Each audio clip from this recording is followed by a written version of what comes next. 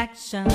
Biden pisadas, Trump botinadas, Putin putinadas, Milei salto alto, Bolsonaro e Lula chulé e chulé. Boa noite, obrigado pela companhia. Estamos com o quarteto de sempre, Diogo em Veneza, Caio, Bruno e Sil em Nova York, lá na praça, e este mineiro na capital do mundo.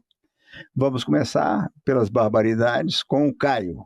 Quais foram, Caio? Primeiro, Lucas, vou avisar minha família que você está em Minas, vai triplicar a audiência do programa. Minha família é de Minas, né? Então tem que avisar, A né? sua também? É, um quarto da minha família. Eu também tenho. Você quer aproveitar e mandar um abraço para a família? Um abraço para a família Kreiser, para a família Sternick, e veja o programa essa semana. Qual era a pergunta mesmo? Quais foram as barbaridades trumpescas? Bem, estamos na sexta ainda, né? A semana é longuíssima, né? Pode acontecer muita coisa.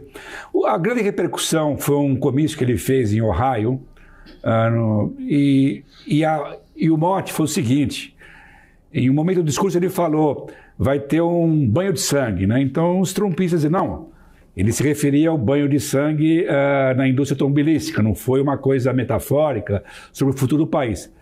Mas é o prontuário do Trump, ele tem um discurso cada vez mais violento.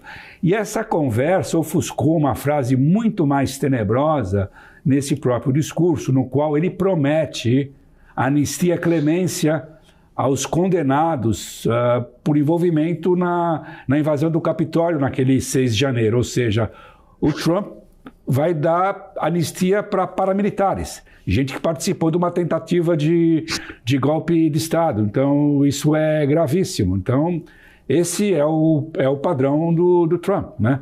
Essas foram as grandes barbaridades. Além, é claro, de chamar imigrantes ilegais de animais.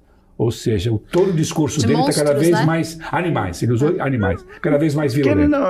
Ele diz que não são humanos, não são, they are not people. O que é isso? They are not people. É a palavra que ele usou. Não são eleitores dele, né? Basicamente. Mas essa palavra do banho de sangue é uma palavra que ele já usou e quer usar de novo.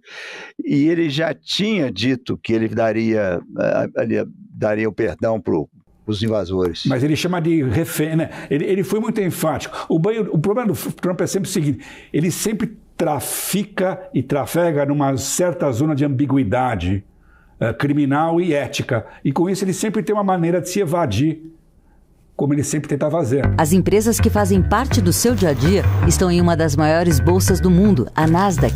E a boa notícia é que você pode investir nessas empresas diretamente pela Avenue, sua corretora nos Estados Unidos. Com os dados das ações dos Estados Unidos fornecidos pela Nasdaq em tempo real, o cliente Avenue pode acessar diretamente as maiores bolsas do mercado americano. Entre neste mercado de tecnologia e inovação. Acesse avenue.com.br/Nasdaq e seja bem-vindo ao mercado global. O que acontece no mercado financeiro no Brasil e no mundo está na BMC News. São 24 horas de programação para ajudar o investidor na melhor tomada de decisão. Independência e jornalismo sério. Não estamos plugados em nenhuma instituição financeira. Isso nos dá liberdade de levar a informação sem nenhum viés e sem conflitos de interesse. Ser a ponte entre as notícias, empresas, especialistas e os investidores. Tudo de uma forma dinâmica e com uma pitada de bom humor. Informação que gera valor, você sempre vai encontrar na BMC News. BNC News. Informação que gera valor.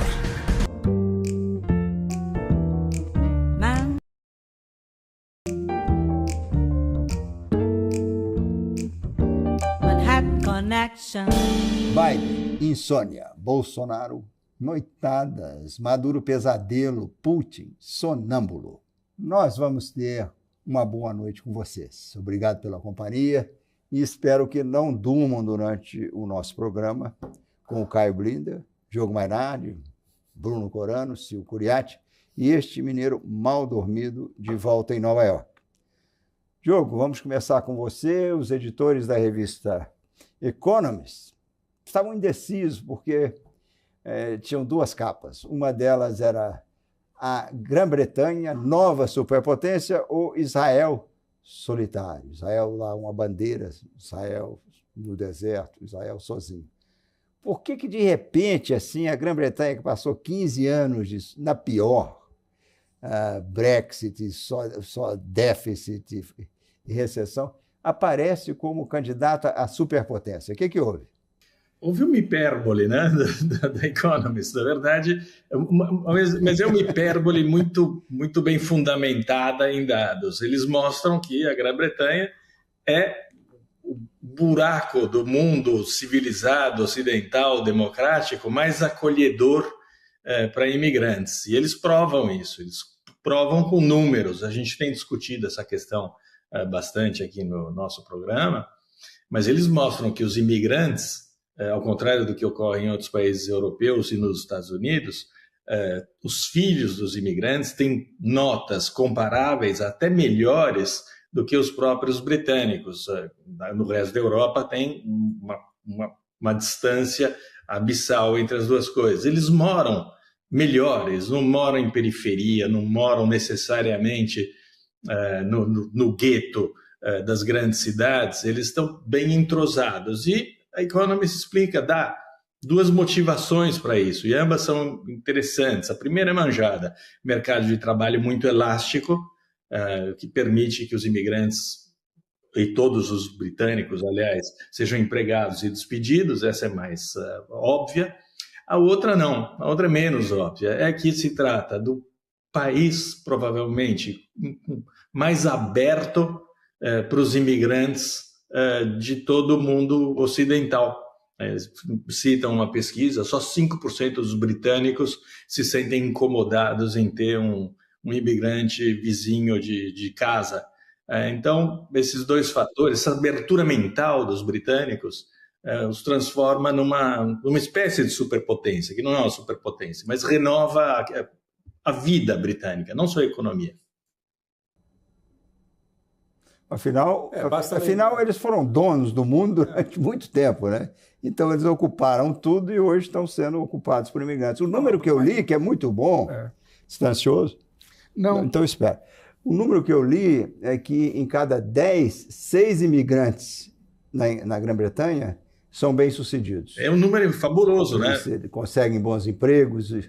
É um número altíssimo. A começar pelo primeiro-ministro, que é uma pessoa muito rica. O primeiro-ministro é conservador, ou seja, vai contra aquela ideia que o Partido Conservador é contra o imigrante. E o prefeito de Londres, que é trabalhista, também é filho de imigrantes do subcontinente, né? Mas a dúvida, a capa que prevaleceu, não foi a da Grã-Bretanha, a Grã-Bretanha deve ter sido até capa na Grã-Bretanha. Mas a capa da Economist foi Israel, a solidão de Israel. Aumentou? Qual o tamanho? É um pouco de hipérbole também, né? Israel ainda é muito próximo do seu grande aliado, os Estados Unidos. Tem fricções, sabe?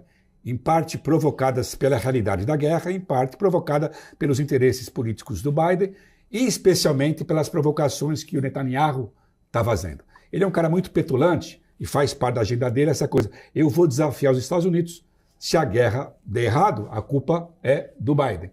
Mas não pode ser tão petulante. Tem uma história clássica do Bill Clinton, em 96. Ele teve o primeiro encontro com o Netanyahu. Imagina, o Netanyahu já era primeiro-ministro em 96. Acabou o encontro, ele virou pro assessor. Ele achou tão petulante o Netanyahu que falou assim: "Who's the fuck is the superpower?" Falando em superpower. Ele se acha que ele é a superpotência. Sabe? Esse cara tá louco, né? Ele achou a petulância do Netanyahu. 96? Superpotência de verdade, não hiperbólica. Ele é hiperbólico, né? Ô Bruno, qual é a sua hipérbole? Você vai dar... Estou perguntando a manchete da semana. Qual é o seu exagero? O meu exagero é o que não está na manchete. É o fato de que, na minha opinião, a gente está entrando num modelo de inflação persistente, igual dos anos 90, e o mercado só se fala o seguinte: quando vai baixar os juros, quando não vai, e no fundo não é isso que está acontecendo. A gente já tem inúmeros indicadores que a gente está seguindo nessa linha. Mas o que na manchete, de fato, está ganhando mais destaque, especialmente aqui, foi a ponte, né? Não pela ponte em si, que já é trágico, mas pelo impacto econômico Maryland, o porto ali de Baltimore, é um dos maiores dos Estados Unidos e já está claro que vai colapsar, vai atrapalhar muito o abastecimento de vários produtos, entre eles inúmeras marcas de carro já anunciaram que eles vão ter problema de abastecimento, o que é surpreendente. Então eles vão precisar começar a redirecionar os navios, mas a carga que já está lá no porto, eles não sabem como é que eles vão transportar. Eu sei. Como? Vai vir para o porto de Nova York.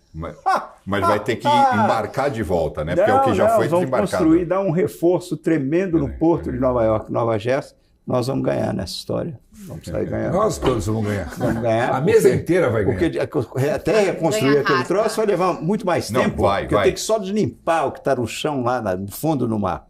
Nessa ponte é um trabalhão. Então, vão decidir... Não, realmente vão redirecionar. Mas o problema é que tem centenas de milhares de containers já no chão. Já no chão. E aí eles não sabem como... Prejuízo. Eles querem ver um jeito de como remover isso de lá. Só embarcando de volta e levando para o outro porto. Eu aprendi uma coisa... Já te contei uma novidade, agora eu vou te contar. Eu acho que tem uma outra que não... Essa foi até notícia, mas não ocupou o espaço que devia ocupar. Recessão. O que o Biden vai fazer que ninguém faz em época de eleição? Ele está prometendo aumentar imposto, que é um peito, ninguém faz isso. E não só vai fazer, como vai ser um tema de campanha. Vocês ricos vão pagar muito mais imposto. Os bilionários vão pagar. Não, mas você está enganado. Por quê? O Bush pai, ele tinha feito uma promessa de campanha, read my lips, não aumenta impostos. Aí aumentou. Eu não estou falando isso. O que o Biden está fazendo é o seguinte, ele não está mandando um read my lips, ele está prometendo fazer exatamente o oposto do Bush. Então ele é mais burro do que o Bush pai. Não, eu estou prometendo subir impostos, mas pós-eleição. É claro, não pode fazer. Vai fazer, se ele for reeleito, ele vai subir imposto de rico. Mas isso o que é uma coisa que já deviam ter feito há muito tempo. Mas como que ele vai subir imposto se ele não tiver maioria nas... Não, aí é outra coisa. Não, nas duas casas. As duas casas apoiam imposto em bilionário. Inclusive aqueles malucos republicanos também apostam. Mas isso é uma tremenda agenda positiva para a campanha dele, né? Todo mundo gosta de ouvir essa história. A maior parte não é bilionário. Mas isso aí, que candidato feito o Bush fez... Read my lips, no new taxes. Que candidato se elegeu dizendo eu vou aumentar seus impostos? Ainda ninguém. Não, mas no momento de hoje isso vende. A grande história do Trump é que a única peça legislativa importante que ele teve na vida dele foi exatamente o contrário, que ferrou o país. Ele baixou os impostos.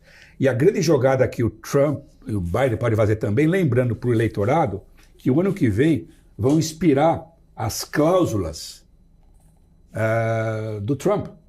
Ou seja, ele tem que lembrar, se o Trump for eleito, ele vai baixar ainda mais os impostos dos ricos e das corporações tipo Bruno Correia.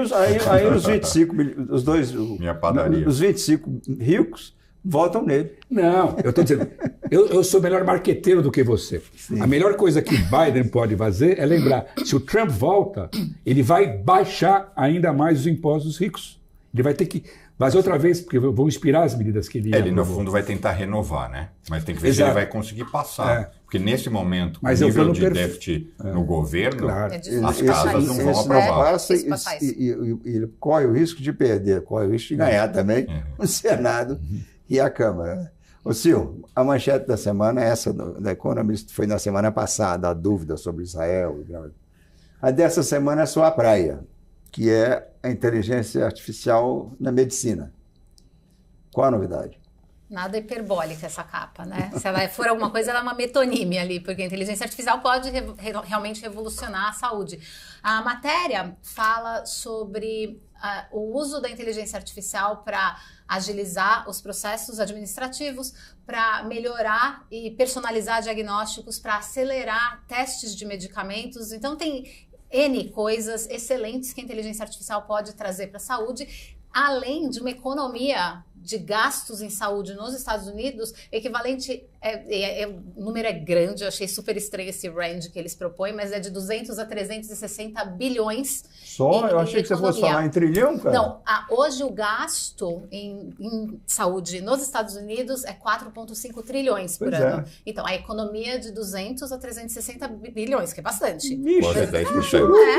É uma economia boa. Para uma inteligência artificial entrando agora, a primeira fase de uma inteligência artificial é uma boa economia. Eu só acho que o range é muito grande. Eu acho que assim, o número o espaço entre 200 e 360 é um espaço muito grande. Mas, e é uma economia que gasta isso, Lucas, com 800 mil pessoas, 800 mil americanos sendo mal diagnosticados, recebendo tratamentos ruins de seres humanos. Então, há uma expectativa grande nisso. O lado ruim, ou o lado que ainda preocupa, que é um desafio, é a relação de regulamentação para isso, uso de dados, realmente a privacidade. Muita gente que é doente enfrenta prejudice, eu ia falar preconceito. Eu estou perdendo as palavras. Enfrenta preconceito por afirmar que é doente, então as pessoas querem proteger os seus dados e todas as questões com seguros que também são perigosas. Já teve seguro no passado, talvez ano passado ou retrasado, que se ferrou porque tomou decisões baseadas em inteligência artificial e não aprovou os pedidos de cobertura de idosos, por exemplo. Então esse é um problema grave. Os países pobres vão acabar se beneficiando disso também, porque vão pular um monte de burocracia da medicina para usar direto uma medicina avançada vindo de inteligência artificial, mas eles também sofrem ainda com falta de conectividade, com falta de computadores potentes e realmente o uso de dados deles. No Brasil está todo mundo tomando esse troço, e que é muito mais caro lá, essa injeção aí para... O Ozempic? Colou lá também, cara. O que eu queria complementar sobre essa história é que, no meu universo de investimentos, o que tem explodido é o número de planos de negócios de empresas querendo captar recursos para implementar softwares justamente de análise de exames para diagnóstico. Então, eu vou dar um exemplo de como isso, em geral, funciona. Claro que para cada proposta, cada empresa tem uma técnica. Mas, por exemplo, uma imagem de ultrassom ou de ressonância. Hoje o médico ele avalia e ele faz aquilo pela competência dele. O software, e o médico talvez tenha experiência de 10 anos, talvez de 20, talvez de 30, e é um médico e ele pode até consultar um colega. O software tem a inteligência artificial para isso, é como se ela reunisse 50 mil médicos daquela especialidade, o histórico daqueles diagnósticos e pudesse inferir ali uma opinião muito mais precisa. Sim, então, exatamente. A precisão de diagnóstico é um dos dados principais. Então isso com certeza já existe, né? Mas vão surgir outros grandes players. Pois eu vou dar a minha contribuição prática, curta e grossa, que começa esse mês em Nova York, agora em abril, estreia uma cadeia de massagens com inteligência artificial e robô. Você vai lá, massagem de 40 minutos, o robô vai e faz a massagem. Não tem final feliz, mas a massagem é mais barata. Final infeliz. Onde vai ser isso? Onde vai ser isso? Uma cadeia em Nova York. Ela estreia em Nova York. Já tem nome? Tem um nome esquisito, um nome de inteligência artificial, depois eu te conto. É louco, né? É porque só entrar aí, porque está no jornal. Mas você perde uma das coisas principais da massagem, que é o toque humano, né? Que é uma das coisas que tem o poder curativo, de fato, de massagem, é o toque humano. Não sei, eu nunca senti o toque do robô. Vai lá, Lucas, depois você me conta para ver se é gostoso.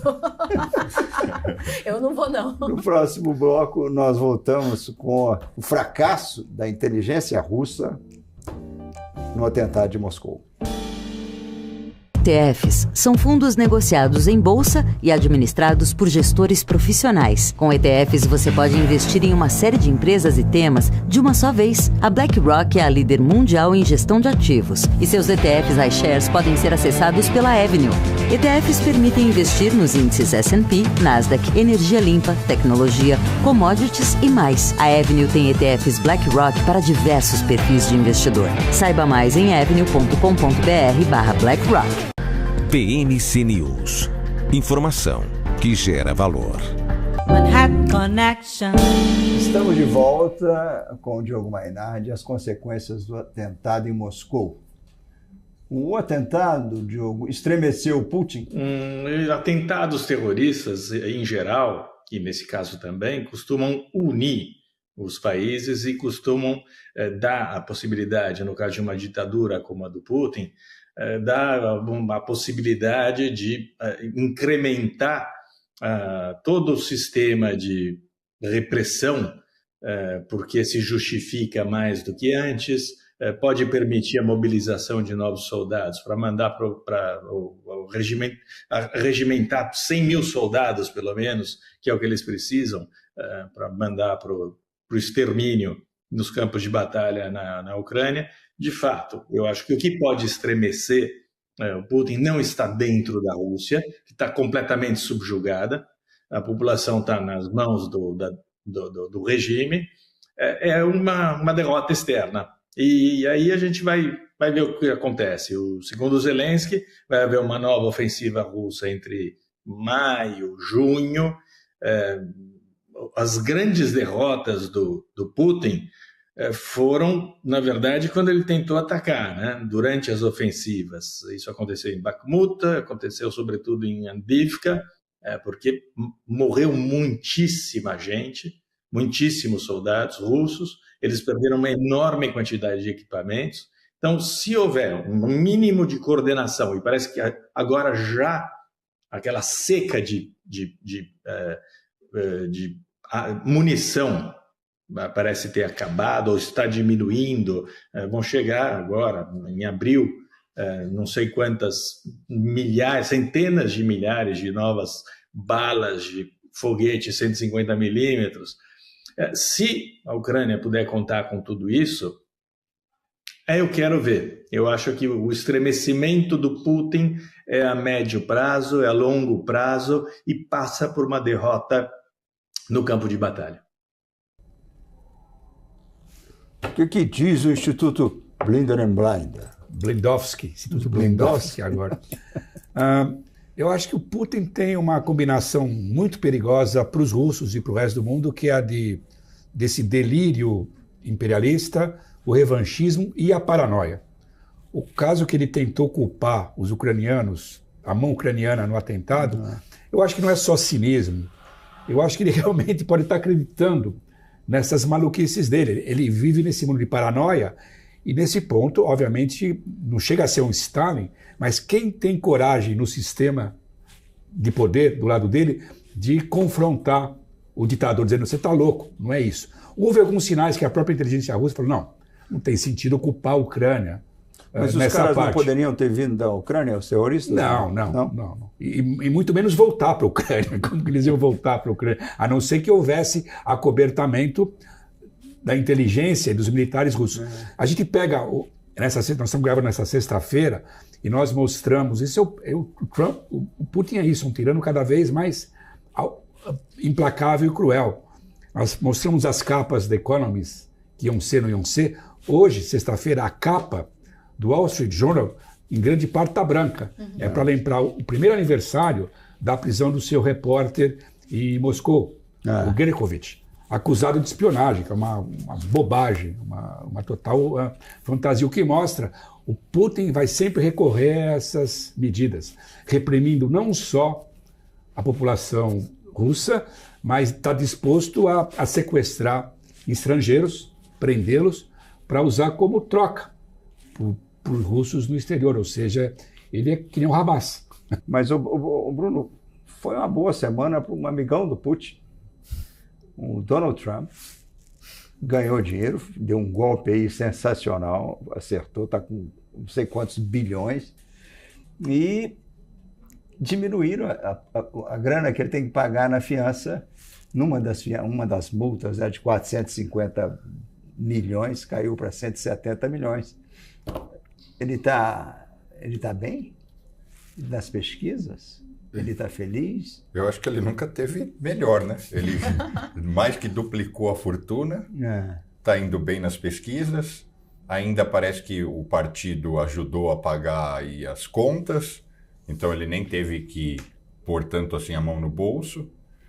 E mais, e eu acho que toda essa história reforça a base dele, que é colocar ele em evidência, ele sendo, no discurso dele, perseguido e dando a volta por cima. Então, ele saiu, pagou a conta na justiça, por hora. Não pagou nada ainda. Ele colocou lá a garantia. Pagou zero, nem foi para prisão, nem foi condenado e nem pagou grana ao vivo. Não. Só pagou aquela uma de 81 milhões da estuprada. Mas ele ganhou no sentido de abaixar uma conta que era de 500 milhões para menos de 200. Ele é o que está... Ele está super bem na foto. Tá igual o Al Capone. Ele começou a semana dizendo, eu sou... Mas, Lucas, só um detalhe, as pesquisas não foram muito boas para ele, não. As últimas pesquisas mostram que... Eu perguntei ao Bruno se as pesquisas foram boas. Eu também... As pesquisas não estão tão boas. As pesquisas estão muito fluídas, né? As pesquisas de estado para estado... De meses para cá, elas Não. As pesquisas de estado para estado mostram que ele está empatado. O Biden conseguiu empatar com ele. A Pensilvânia, Michigan e Wisconsin. Se o Biden consegue virar esses resultados, acabou, né? Mas ele já vem nessa rivalidade muito próxima. Há muito tempo. Há muito tempo. Então, o que eu quero dizer só é que com a base dele ele continua muito forte. E de fato, a semana, nesse sentido, de grana, foi ótima para ele. Foi boa. Só que o Biden chamou três mas amigos aqui. Do Al Capone, como que... Semana ele começou dizendo que ele era mais poderoso do que o Al Capone. O eleitorado dele admira o Al Capone. Mas tem que explicar. Quem é gangster é parte do time do Trump. Tem que explicar duas coisas. Só você está ansioso. Então é o seguinte, ele disse, o Al Capone só foi condenado, só foi indiciado uma vez, o que é mentira, porque ele também é mal informado, sempre dá informação errada. Ele cria a informação que lhe é conveniente. Pois não, porque ele não sabe. O Al Capone foi indiciado 6 vezes. E ele falou, eu já fui indiciado 4 vezes. Então, quer dizer, como se fosse o meu negócio. Olha aqui, olha. O Al Capone não é nada perto de mim. Mas ele acha que isso é boa promoção. E, de fato, acho que para a base e tem uma coisa muito cínica. Ele tem feito isso há algum tempo. Ele está de olho em quem? É uma coisa tão racista da parte dele. No eleitorado negro. Ele falou, eu estou que nem vocês, tá vendo? A gente é perseguido pelo sistema judicial. Os negros são perseguidos.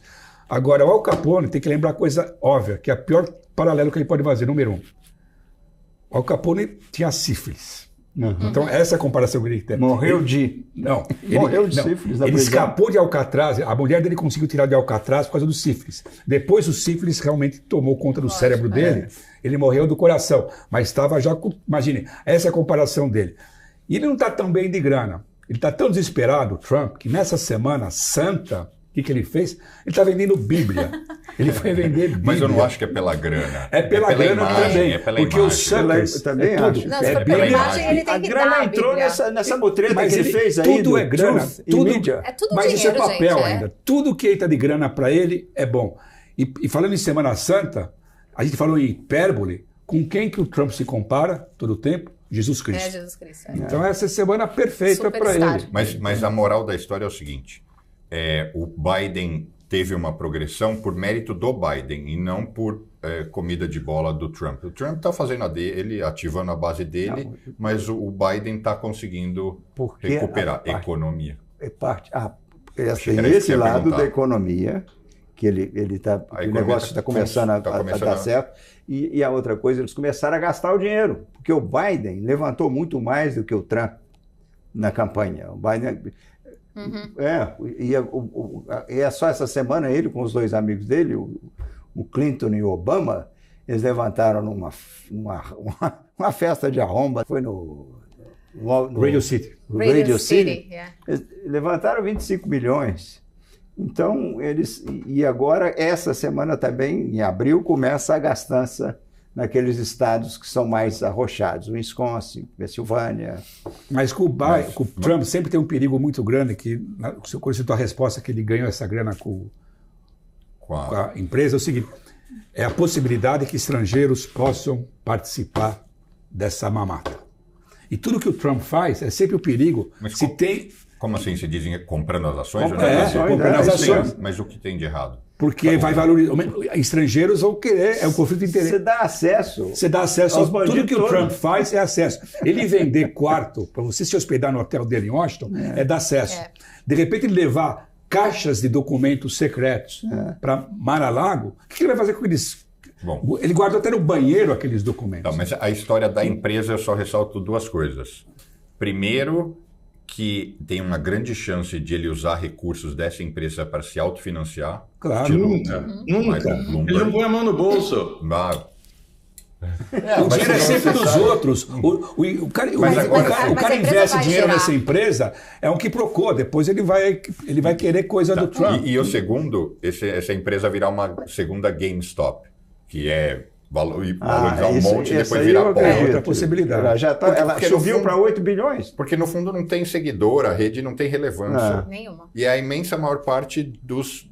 Não, só para aproveitar. Hoje, Páscoa, eu me arrisco a dizer o seguinte: os institutos de pesquisa estão superdimensionando o eleitorado do Trump. Depois de terem errado 2 vezes, eles estão corrigindo e estão dando um viés positivo para o Trump que o Trump não tem. Você vai ver. Ele tem 2 pontos a menos do que aparece em todos os... Olha aqui. Você vai ser crucificado por isso. Você vai ser crucificado por essa. essa. Mais bem informado da Itália do que você. Então... Você está mais bem informado aí da Itália. A pior coisa é você dar essa visão, porque você tem que deixar o eleitorado democrata tenso. Eu não quero fazer... Se ele não tiver tenso, ele não vai... Esse é o problema de vocês que moram aí. Eu estou falando que os institutos pesquisa não podem, erraram 2 vezes e não querem errar da mesma maneira pela 3ª vez. Vamos continuar com a Sil em eleição americana. Você conhece uma moça chamada Nicole, que essa agora é a vice-presidente de um Kennedy. Quem é a moça? Dinheiro ela tem, o que mais? Que raiva desse Kennedy resolver se lançar, né? Enfim... A Nicole Shanahan, uma jovem de 38 anos, advogada com experiência em patentes, ela abriu empresas, foi presidente de empresas que relacionam patentes com tecnologia para inovação e tudo mais, mas o que ela tem de fato, ela não tem nenhuma experiência política, 0 experiência política, o que ela tem é um bolso bastante fundo, e é por isso que o Kennedy resolveu chamá-la para ser vice. Esse dinheiro dela, em grande parte, ela sempre doou para o Partido Democrata, ela já colocou 4 bilhões na campanha do Kennedy, 4 milhões na campanha do Kennedy recentemente, mas esse dinheiro dela vem do divórcio de Sergey Brin, que é um dos fundadores do Google, um dos 10 homens mais ricos do mundo. Então, grande parte do dinheiro dela vem disso. Ela é uma pessoa... E dos relacionamentos que ela tem também, né? Ela é uma pessoa muito bem relacionada, então a escolha do Kennedy foi parcial por conta de dinheiro e relacionamento, principalmente no Silicon Valley, com as empresas que podem trazer ainda mais dinheiro para a campanha dele, mas ela não tinha nenhum jeito mais inteligente para perder dinheiro? Ela é muito inteligente. Ela é uma mulher muito inteligente. Ela é mesmo. Ela é uma mulher muito inteligente, teve negócios interessantes, mas talvez seja fama, né? A gente não sabe. O problema dessas pessoas, às vezes, é popularidade. Silicon Valley tem essa coisa de estar contra os 2 partidos, que são a mesma coisa. O maior perigo que ela tem ajudando o Kennedy é um pouco hiperbólico o apoio que ele está recebendo hoje nas pesquisas. Sempre vai diminuir para candidato independente. Mas numa eleição apertadíssima, então, ele vira o jogo. Ele tira voto do Biden. Ele tira mais votos dos dois. Tira dos dois. Tira mais dos dois, mas ali na margem. Se você chega numa eleição, lembrando o Ralph Nader, no ano 2000, 537 votos viraram a eleição na Flórida. Só que ela não consegue voto de um Kennedy. Todos detestam. E a família se pronunciou, falou, nós não temos nada a ver com essa mulher. Hoje em dia, vota nem com esse cara. A marca Kennedy é com ele, é mais com ele o problema, não é com ela. Ele conseguiu desvalorizar a marca Kennedy como poucas pessoas conseguiram. Não, ele é um cara anti-vacina, é um cara, ele não sabe o que está falando, não sei o que ele está, enfim. Nós voltamos no próximo bloco com as especialidades da casa, corrupção, esporte e crime. ETFs são fundos negociados em bolsa e administrados por gestores profissionais. Com ETFs, você pode investir em uma série de empresas e temas de uma só vez. A BlackRock é a líder mundial em gestão de ativos e seus ETFs iShares podem ser acessados pela Avenue. ETFs permitem investir nos índices S&P, Nasdaq, energia limpa, tecnologia, commodities e mais. A Avenue tem ETFs BlackRock para diversos perfis de investidor. Saiba mais em avenue.com.br/BlackRock. PNC News. Informação que gera valor. Manhattan Connection. Diogo, vamos recomeçar com você. Feliz Páscoa, ou feliz resto de Páscoa para você e para a nossa audiência. Mas o que você tem nessa... Você sempre bateu na história da Marielle, do assassinato da Marielle. No fim das contas, eu sempre tinha esperança que fosse culpa do Bolsonaro. Quem é o maior culpado nessa história do assassinato da Marielle? O maior culpado é o sistema todo. Quer dizer, o fato do chefe de polícia do Rio de Janeiro ser implicado como autor intelectual do assassinato, ele certamente acobertou. O chefe do Ministério Público do Rio de Janeiro está envolvido também.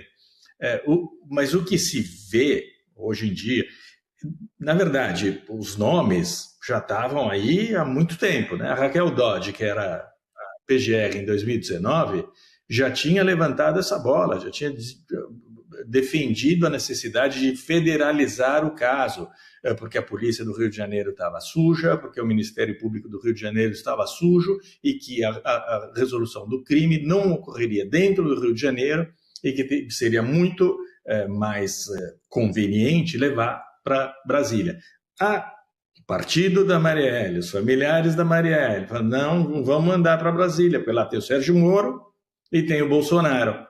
Então vamos deixar aqui no Rio de Janeiro. Eles deixaram com os criminosos esse troço. Então algo que poderia ter sido resolvido em 2019 se arrastou até hoje e chegou aos mesmos nomes que já se conheciam em 2019.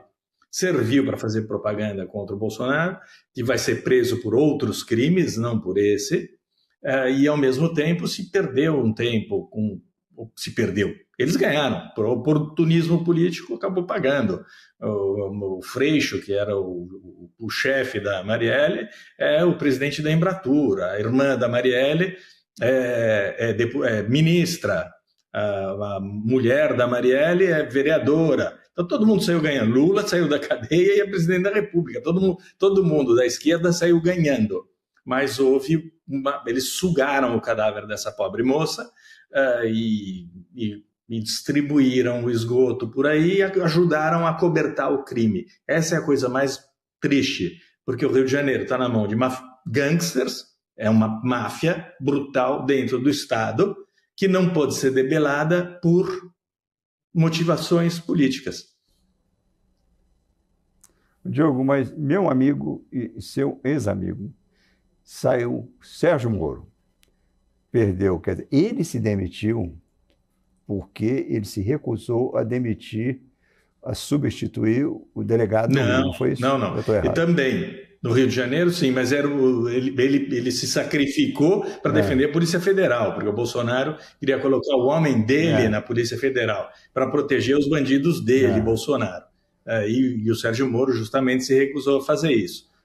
Lógico que a esfera de influência do Bolsonaro era o Rio de Janeiro, e ele queria também dominar o território carioca, mas não para cobertar esse crime especificamente, mas todos os outros crimes que ele cometeu no passado, presente e no futuro. O nosso editor internacional tem mais preocupação com as conexões do Bolsonaro internacionais, que são dois homens finos. Não, uma é do Lula, o Maduro com o Lula. Foram os três, depois eu falo do Macron. O caso do Bolsonaro foi o New York Times, que mostrou o vídeo do Bolsonaro na Embaixada da Hungria em Brasília. Isso é a figura da prisão preventiva, categoria. O Bolsonaro inventou a hospedagem preventiva, né? Ele foi lá para a embaixada. O fato de ele ir para a Embaixada da Hungria mostra muito quem é o Bolsonaro. O que é a Hungria? O que é o Orbán? O Orbán é o patinho feio da União Europeia. Ele é o cúmplice do Putin e a Hungria é o país mais corrupto da União Europeia. Essas são as ligações do Bolsonaro. Ele tem uma afinidade ideológica com o Bolsonaro e com o Trump. E com o Putin. Esse é o quarteto do Orbán. O caso do Lula é diferente, sabe? É um outro fascínio que é pior hoje em dia. Ele teve que, mais ou menos, dar uma bronquinha no Maduro. Tanto o Lula como o Petro da Colômbia, pela sacanagem que ele está fazendo na Venezuela, que impede sequer a participação de oposição de verdade na eleição, como o Putin faz na Rússia. Foi tão escandaloso que o Maduro está fazendo que o Lula teve que dar uma bronquinha. A compensação para o Lula essa semana foi a viagem do Macron ao Brasil. O Macron, hoje, que é a figura mais resoluta na Europa contra o Putin, fez uma viagem que foi boa relação pública para o Lula. A presença do... E para o Macron também, não? Ou não? Também. Mas para o Lula foi importante mostrar que ele não é tão isolado como o Bolsonaro, na época que ele era presidente. Mostra a preocupação do Lula com a questão da mudança climática, da Amazônia, do meio ambiente. Ou seja, em termos de presença no exterior, foi muito boa essa viagem do Macron para o Lula. Mas é isso, o Lula que é cúmplice do Putin na Ucrânia. E o Macron é o grande inimigo.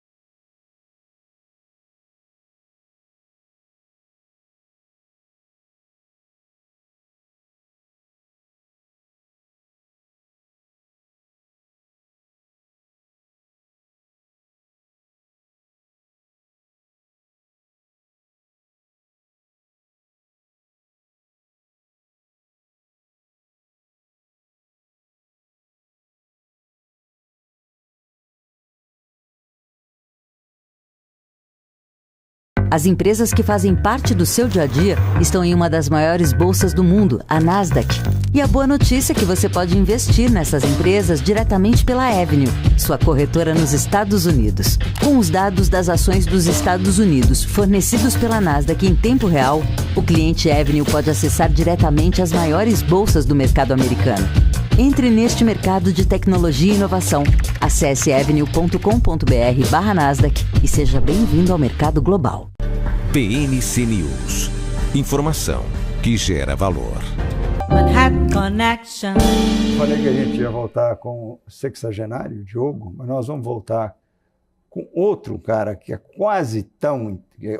Um cara que é considerado o mais inteligente do mundo. Está no nível do Diogo. Coitado dele. Olha lá.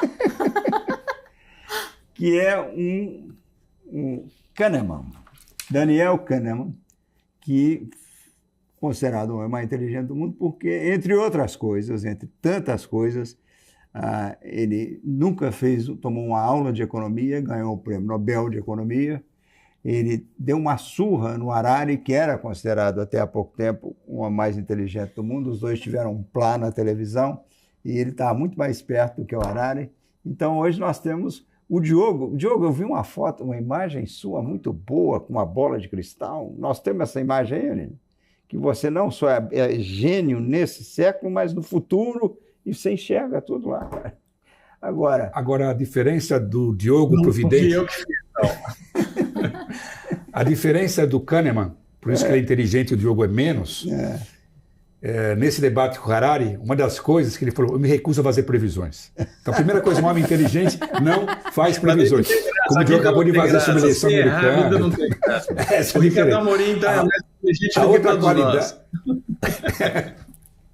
A outra qualidade do Kahneman era a humildade. Nesse debate com o Harari, a apresentadora, isso é na pandemia, cada um na sua casa. Quem é você, Harari? Ele é pavão, né? Sou isso, aquilo, ele faz livro tal. E pergunta para o Kahneman, e você? Eu sou aposentado. Sabe? O Diogo quer se aposentar, ele fala também. Não, mas o cara, nessa altura da vida, nonagenário, ele morreu com 90 anos, foi uns 2, 3 anos. Agora, primeiro, ele colocou a economia no seu devido lugar, não só porque não era economista, mas porque ele mostrou os erros elementares da ciência econômica. Ele falou, tudo que envolve o ser humano é uma ciência social, humana, não pode ser uma ciência exata como uma escola de economia queria.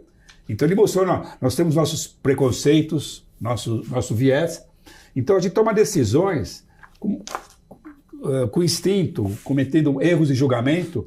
Isso vale para tudo, não na economia como no resto. Ele era psicólogo, né? Claro. Então ele tinha esse... Então ele tem duas sacadas. Uma sacada grande, falou, tudo que é complicado, se você não conseguir explicar de forma simples, você não tem credibilidade. Essa era ótima. Você deve conhecer a teoria clássica dele, a hipótese dele clássica, que a nossa aversão à perda. Você sente muito mais quando você perde $100 do que quando você ganha $100, sabe? O impacto é 2 vezes maior. É o impacto na tomada de decisão, né? A teoria da prospecção. Claro, quando então, você toma decisões movido ao medo de perder e não à vontade de ganhar. E tudo que ele fez é com base em observação. A gente falou muito em prisão, em crime, né? Ele tem uma outra sacada, só para eu acabar. Ele dizia o seguinte, se um juiz vai determinar se vai conceder liberdade condicional a um réu, qual é o fator decisivo? Se ele almoçou, ele vai ser mais generoso. Se ele está com fome, ele vai ser mais duro com o réu. Então, sabe, o cara que chegou, essa percepção que ele tinha da vida. Eu concordo, mas eu não com essa colocação sua que a gente toma a decisão mais com medo. Mas não é minha a colocação, é dele. Pois é, eu não compro uma ação com medo de perder, não. Quando eu compro uma ação, eu compro com esperança de ganhar. Mas a sua vontade de vitória e a sua motivação para tomar decisões importantes tem mais medo de você perder no futuro do que... Isso foi descoberto você dele, não sou eu falando. Você sofre mais perdendo do que você... O sofrimento é muito maior, e você quer evitar falando do sofrimento. Isso também é quando você perde na ação. Poxa, você concorda com o Kahneman? Caio, pelas suas colocações, você leu o Think and Fast and Slow. Percebi. Eu fiquei quieto aqui porque é meu mundo, então eu conheço claro que eu li. O resumo. Ele foi o cara que trouxe a fusão entre os aspectos e as competências emocionais e a ciência financeira. Ele cruzou essas duas coisas para gerar uma racionais, né? Ele chama de racionais. Que eu nunca, mas muito atrelado sempre a dinheiro, né? Então, essa correlação. Mas tudo que ele disse, tudo vale para tudo, para qualquer tipo de negociação, sabe, os insights, eles valem para qualquer área de relacionamento humano. Gerou técnicas de venda, de marketing e tudo mais. Por causa dele, nós estamos nesse bloco que é de comportamento. Claro. Né? Então, dieta é comportamento? Não, dieta é o suplente. Dieta é o suplente. Não, eu quero saber com o sexagenário Diogo, que está com essa aparência tão boa, porque o cara em destaque essa semana é o Walter Longo, que é um italiano que descobriu que quer viver 130 anos e que a fórmula dele é a dieta italiana. Não sei se é a dieta veneziana. A dieta dos venezianos aí não é tão saudável assim, não. Essa dieta aí é passar fome, né? Uma dieta vegana. Como, citando o exemplo do Caio, se quem almoça bem, juiz que almoça bem é mais generoso, essa dieta não está com nada, não. Prende todo mundo, prisão perpétua. Não, a minha dieta que funciona é a dieta do Palmeiro. Ele come metade de tudo que eu como. Almoça aqui do meu lado e faz andar. Uma garfada para mim e uma garfada para ele. O livro do Diogo, o novo best-seller do Diogo vai ser essa dieta é boa para cachorro. Vai ser o nome do novo livro do Diogo, é esse. Pronto, resolvido. Bruno, uma das histórias mais longas dessa semana na TV, parece que quase ninguém assiste TV, eu assisto, foi da reforma que vai haver no aeroporto de Congonhas. É uma super reforma. E a maioria dos nossos aeroportos no Brasil não são de primeiro mundo. Eles foram quase todos reformados recentemente por causa dos grandes eventos, né? Copa do Mundo, Olimpíadas. Mas os principais estão em bom estado. Bom estado, até o de Belo Horizonte, por exemplo, é um aeroporto. É imenso, vai caminhar daqui. Eu faço exercício do dia, 10 mil passos. Lá dentro. Lá dentro. Até o Palmiro se cansa dentro daquele aeroporto, se anda. Mas aqui em Nova York, a gente tem 3 aeroportos. 2 deles estavam na lista dos 10 piores. E agora estão na lista... Mas por causa dos serviços. Não fala por causa disso. Espera aí, você está ansioso? Estou ansioso igual o Caio. Você está igual o Caio. Eu não sou ansioso. Que maneira de ele foi votado o pior, não só por causa de serviço, porque você chegava no LaGuardia, era uma porcaria, até para você chegar num táxi, era um lixo. Agora ele foi eleito o melhor aeroporto do país, número 1. O do Kennedy ainda não é número 1, mas está com eles gastaram 12 bilhões nessa reforma do LaGuardia, 12 bilhões de dólares é grana aberta. No Kennedy vão gastar 8. Então Nova York vai ter o número 1 e número 1. Esqueceu o nosso. Olha, você viu? E agora o provinciano. E o Newark? Também está na 5 estrelas, junto com o LaGuardia. 5 é bom também, que é Nova York. Você acha que nós não somos na área metropolitana? Vai ajudar. Nova York Nova Jersey vai fazer um grande salto por causa desse porto que vai crescer. Não, mas é evidente que você chegar aí ajuda toda a área. Não, eu sei, eu cheguei lá ontem. Então, ele é ingrato com a gente, né? Que Nova Yorkino despreza New Jersey. Newark é muito mal ranqueado em algumas pesquisas, mas para nós, usuários, ele é muito bom. Eu acho até estranho, porque eu vou para outros aeroportos por aqui que eu falo é um caos. E LaGuardia ficou moderno, mas ainda assim não é um aeroporto fácil, porque como ele é muito antigo e muito dentro da cidade, ele é muito despedaçado, né? Os terminais estão todos muito espalhados, estacionar é mais desde que você saiba qual a terminal. Você tem que saber bem onde você vai e todo o esquema. E não pode, nada pode mudar. Tem que combinar com todo mundo direitinho para não Mas mudar. Até que ponto um aeroporto impulsiona a economia de uma cidade? Eu acho que tem estudos sobre isso. Tem vários. Tem, né? Tem vários estudos sobre isso. Inclusive na escola de gestão pública aqui de Colômbia, isso faz parte de uma das disciplinas. Eu tenho um amigo estudando lá que trabalhou na prefeitura de São Paulo, está aqui e deve voltar para a gestão pública. Mas o resumo da história é, a gente costuma brincar o seguinte: você quer construir uma grande cidade, comece por um aeroporto. Porque sem transporte, as pessoas acham que o aeroporto é só o lugar que as pessoas embarcam e desembarcam. Mas tem um comércio de mercadorias enorme. Se você não tiver aeroporto, você não tem logística. ele acaba gerando, se for um aeroporto grande, muitos empregos. Eu vou dar um nível de grandiosidade. Dallas, que nem é grande, mas não está entre os maiores, como, por exemplo, Atlanta e outros. 60 mil pessoas trabalham no aeroporto. Ou está lá na lanchonete, ou no café, ou carregando a mala. 60 mil. Tem que ser uma enorme empresa para ter esse nível de empregabilidade.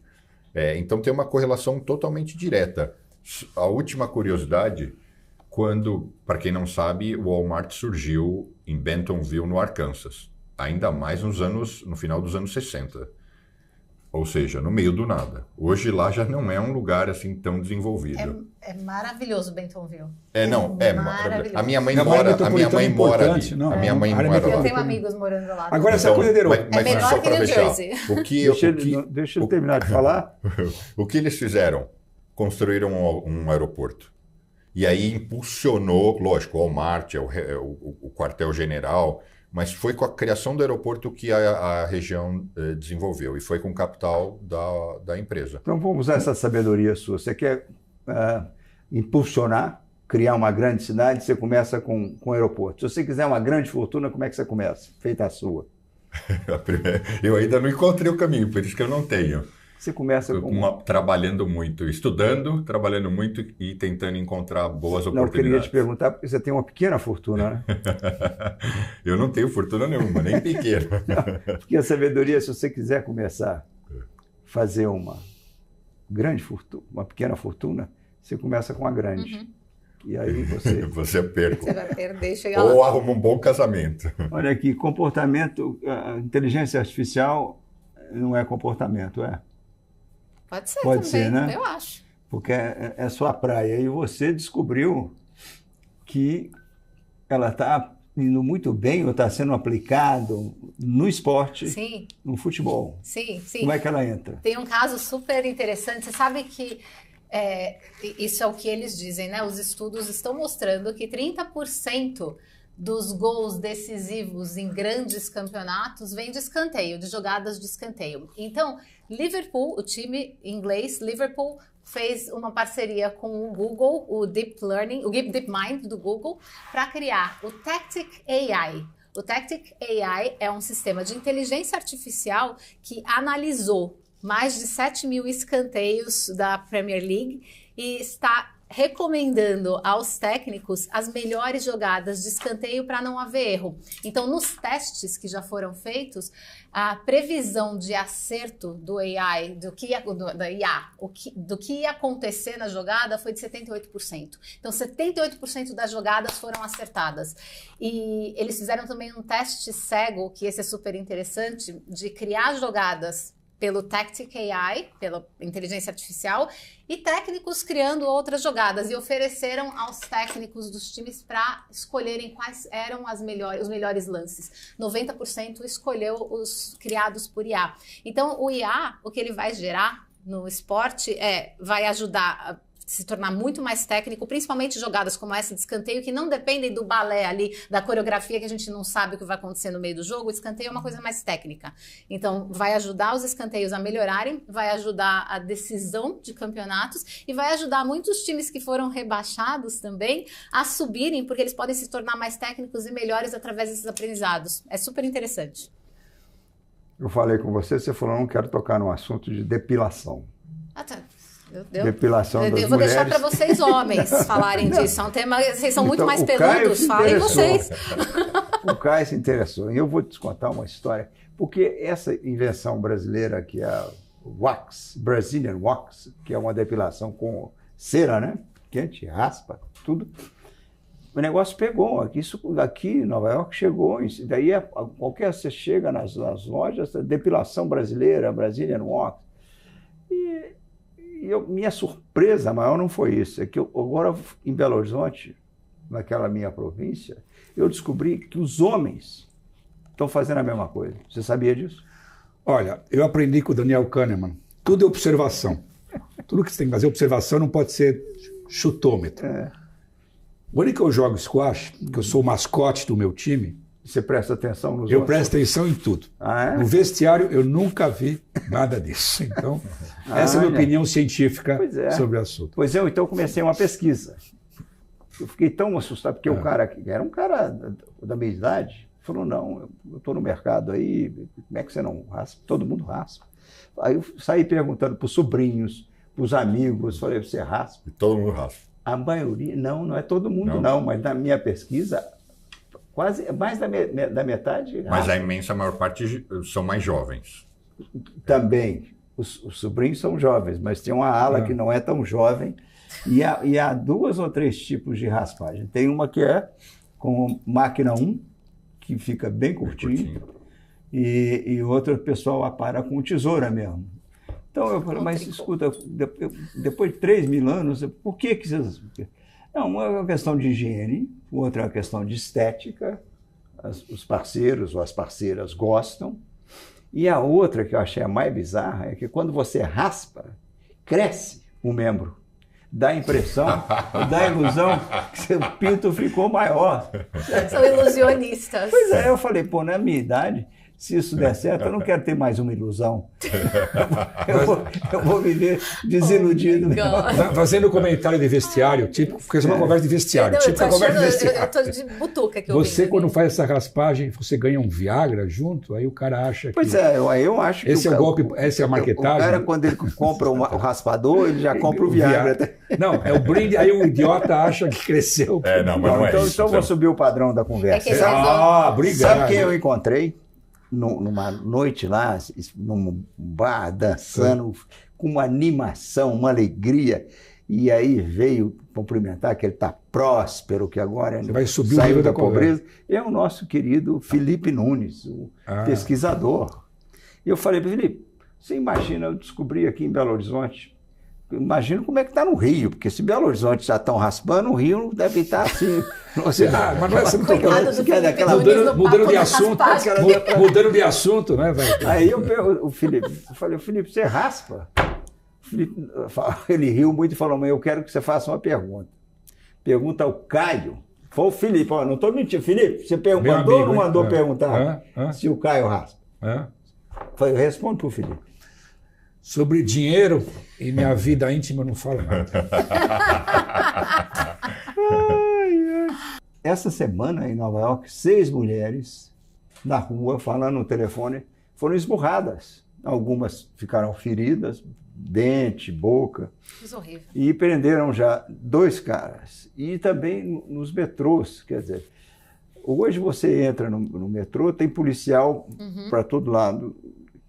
Mas eu nunca na minha vida vi um assalto, fui assaltado no metrô e agora eu estou nessa coisa que é neurotizante. Eu entro no elevador e eu quero saber quem está do meu lado. Dá medo. Né? Agora, e você teve uma experiência hoje. Onde foi esse episódio, Sil, com as mulheres? Então, esse eu não sei. Eu falei pro 6 lugares. Lucas. Tem um mapa muito bom. Se a gente separados, já achei que foram as 6 mulheres juntas. 6 mulheres separadas. E os homens uma também são aqui diferentes. na Times Square, outra na Rua 14, em vários lugares da cidade. As mulheres falando no telefone, vem um cara, mais de um cara que já pegaram 2. Dá uma porrada forte. A gente não sabe ainda a causa disso, não é nem o propósito de assalto. Não, é maníaco mesmo. Maníaco, por isso é uma coisa de que cabeça, isso, né? Antes de te ouvir, Sil, eu só queria falar, vocês já viram literalmente uma gangue de motos que passa aqui nas ruas, empinando, fazendo uma zona, todo final de semana mas não é uma gangue. É uma gangue no sentido de ser uma turma, né? Mas eles não fazem nada. Não, eles só vêm andar de moto e fazer barulho. Faz anos que isso acontece aqui. Essa história, o que tem me assustado é que você está falando de transporte público aí, né? O que tem me assustado é que as pessoas podem entrar armadas em transporte público e cada vez mais está havendo uma coisa de nervos à flor da pele, que qualquer discussão vira uma coisa grande, alguém pode sacar uma arma. Então, hoje, por exemplo, eu vindo para o estúdio, eu estava num ônibus e foi uma coisa horrorosa, porque tinha um homem preto sentado, um senhor sentado na janela, e aí tinha um assento do corredor. Veio um homem branco e colocou as coisas dele no assento e não sentou. Só que é um ônibus interestadual, você é obrigado a se sentar. E ele não se sentou, e aí o homem preto perguntou, o senhor não quer se sentar? E ele falou, aí eu não vou sentar. eu não tô afim de sentar e eu não vou sentar. E começou a discussão a esquentar, falarem mais alto, e o homem preto com razão chamando ele de racista, e ele dizendo, não sou racista, simplesmente não quero sentar, só que ele tem a obrigação de sentar, até que alguém, isso durou muito tempo, tá? Que eu até mandei mensagem pra vocês, eu estava com medo, porque a gente sempre tem medo que alguém saque uma arma. E aí alguém do fundo veio e falou, eu sento aí nesse lugar. E a pessoa sentou no lugar, o homem que estava com as coisas no assento e não queria se sentar, foi no fundo e se sentou. Ou seja, ele queria sentar, é um racismo, estava na cara, mas ele não pode ser enquadrado por racismo porque não aconteceu nada verbal que denotasse. Ele não levou uma outra bronca lá na frente, não? Ele não levou bronca de ninguém, e porque tem isso também, que é o que acontece, que me assusta com essas mulheres. Ninguém ajuda hoje, porque dá medo. Você tem medo de se meter e tomar um tiro e acontecer alguma coisa. E tá horrível isso em Nova York hoje tá acontecendo. Eu sairia na porrada. Se eu vejo um cara batendo numa mulher, eu vou cair, eu vou me divertir ali. Parabéns, parabéns para você. É o é Watchmen, judoca, né? é o Watchmen. São os fazedores de lei na rua, é isso mesmo, as pessoas normais. Enquanto isso, o Caio ia se depilar. Aliás, eu acho que o programa tem que bolar um que chama assim, segunda chance. Quando você faz uma pegadinha, aí você dá uma resposta, fala, não está muito boa a resposta. Tcharam. Durante o ar, você tem direito Há uma réplica. Então, réplica. No próximo programa. Não. Agora o Felipe Nunes, eu tive uma resposta melhor. No próximo a resposta programa. é a seguinte, não pode tirar. Não pode tirar. Eu não respondo pergunta cabeluda. Pronto. Foi melhor essa resposta. Pergunta cabeluda? A Mafalda do Kino tem eu uma tirinha demorei falar 10 isso, minutos que ela para demora. bolar um trocadilho melhor do que Eu ia acrescentar uma ótima notícia. Qual? É a volta da calça larga e ventilada. Tá. Vai esse negócio de blue jeans para você viajar. Você viajar com jeans. 10 horas no avião com aquela calça justa, apertada. Bye bye jeans. Vai chegar o calção largo. Eu até já mostrei a minha, não sei se tem aí, se tiver pode rodar. Você viaja na moda, Lucas? Você usa roupas da moda para viajar? Tirei a calça larga, tirei do armário, está lá há 15 anos. Daqui a 15 anos vai cair de moda de novo a calça larga, uma pena, mas eu não estou mais aí. Mas aí vai ter a calça, e vai voltar essa calça justa que é infernal, você viajar com aquele troço apertando as bolas. Mas não viaja, você não precisa viajar na moda, você pode viajar de pijama, foi-se o tempo que você viajava na moda. Olha aqui. Ou não viaje, melhor ainda. Não viaja, melhor ainda. Um feliz resto de Páscoa para vocês. Nós nos encontramos na próxima semana. Muito obrigado.